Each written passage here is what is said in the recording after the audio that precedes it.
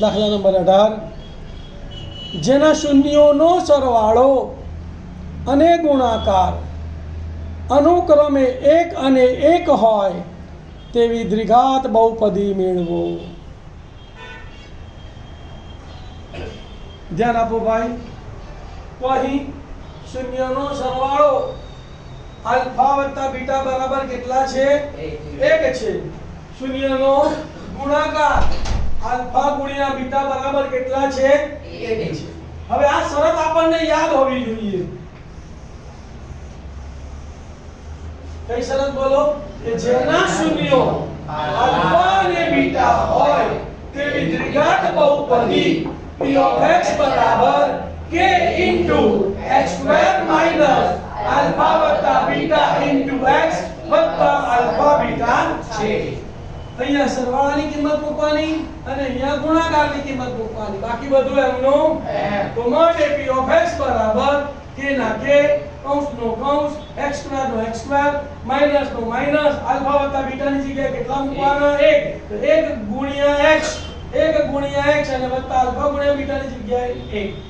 કૌંસ દૂર કાઢીને સાદુરૂપ આપી દઈએ તો 1 એક્સા 1 અને 1 ના 1 તો શું થશે બોલો? માટે p of x બરાબર k into x square minus x એકા 1 એટલે x વત્તા 1 છે. ચાલો ગો. દાખલા નંબર 19 જુઓ.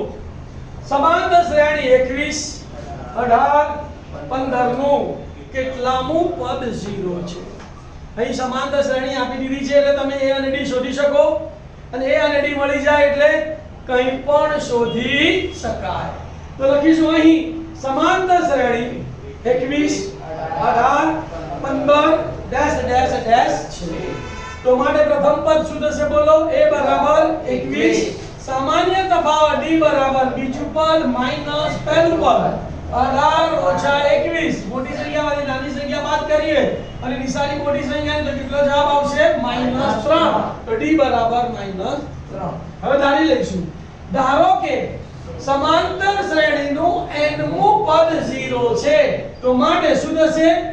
an બરાબર 0 થાય. n ની જગ્યાએનું સૂત્ર તો માટે a n-1 into d બરાબર 0. હવે a અને d ની કિંમત મૂકીએ. એની જગ્યાએ 21 વત્તાના n-1 ના n-1 અને d ની જગ્યાએ ગુણ્યા -3 બરાબર 0. અને સૂત્ર વત્તા બનાવીશું. +21 સામે જાય તો અને -3 ગુણાકારમાં જગ્યા સામે જાય તો ભાગાકારમાં. શું થશે માટે n-1 બરાબર -21 ભાગ્યા -3 માઈનસ અને 3 સીતા તો માટે n-1 બરાબર -1 સામે ગયા તો અહીંયા શું લખાય? 7 + 1 તો માટે n બરાબર 7 + 1 તો માટે n બરાબર 8. જાવ લખી કાઢવાનું. સમાંતર શ્રેણીનો 8મું પદ 0 છે.